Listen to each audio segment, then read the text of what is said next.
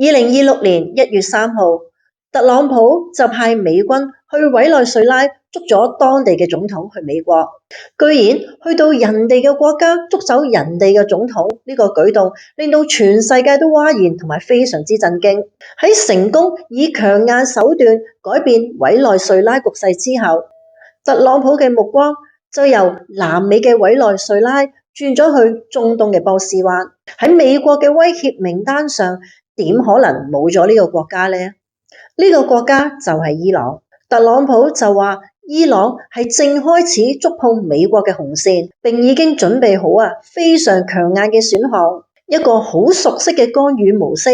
似乎就要喺拉丁美洲複製到去中東。但係呢一次美國瞄準嘅係一個截然不同嘅對手。點解話伊朗唔同委內瑞拉呢？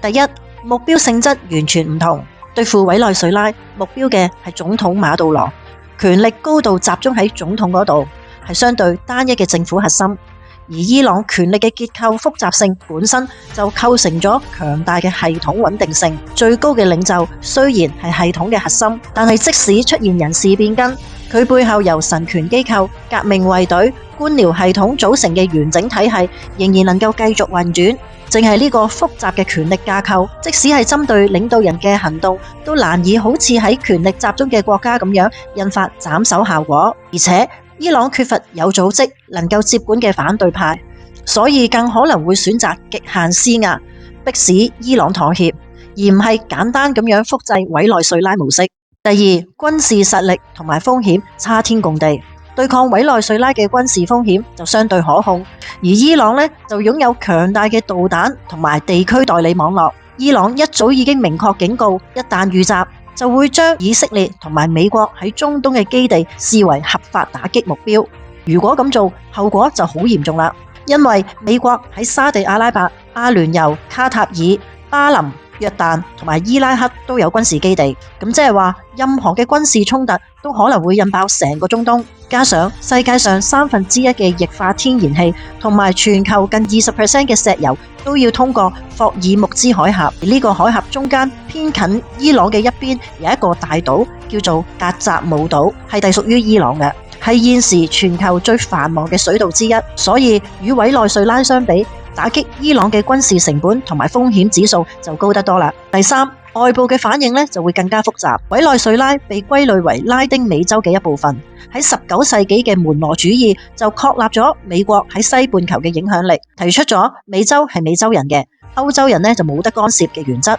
伊朗唔屬於美洲，佢受美國軍事威脅，俄羅斯已經強烈譴責，話美國嘅威脅絕對唔可以接受。歐洲嘅盟友出於地區安全同埋伊核協議考慮，對軍事行動普遍都持有保留嘅態度，咁樣令到美國嘅決策受到更多國際嘅掣肘，所以直接複製委內瑞拉模式咁樣去捉伊朗領導人可能性極低。但美國對伊朗嘅施壓將會進入一個更危險、更激進嘅新階段。既然大規模嘅地面入侵唔現實，美國正籌劃一套超越傳統空襲嘅殺手鐧。第一，軍事威嚇同埋精準打擊選項會包括對核設施、導彈基地空襲，或者會利用無人機、特種部隊進行定點清除。特朗普喺任內已經對伊朗嘅核設施發動過空襲，呢個係被視為可重複嘅選項。但目前美國喺中東就並冇航母戰艦，軍事嘅資源就存在短板。第二，經濟封殺同埋全面孤立。特朗普已經宣布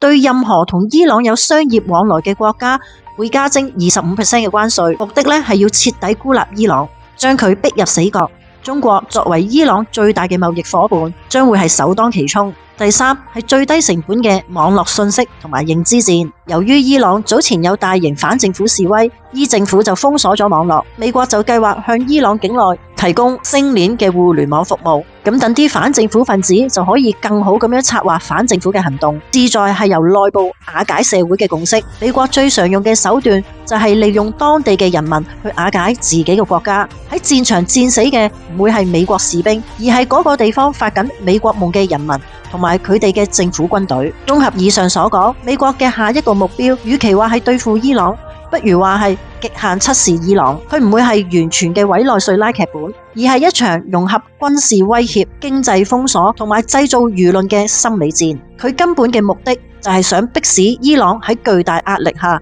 返到去談判嘅桌面上，並且要接受美國嘅所有條件。咁樣伊朗能唔能夠保護自身嘅利益呢？關鍵就在於伊朗嘅人民係唔係團結同埋清醒。美國長期經濟制裁伊朗，人民嘅生活艱苦，好直接咧就會歸咎政府。咁當再爆發大型示威嘅時候，美國就會用民主啊、人權嘅口號去加深示威者嘅仇恨。當情況失控發生內戰嘅話，美國就可以用和平為理由去扶植一個親美嘅反對派做領袖，到時就可以瓜分伊朗嘅石油資源。從加拉加斯到克德蘭，美國霸權嘅野心正在將世界推向更危險嘅邊緣。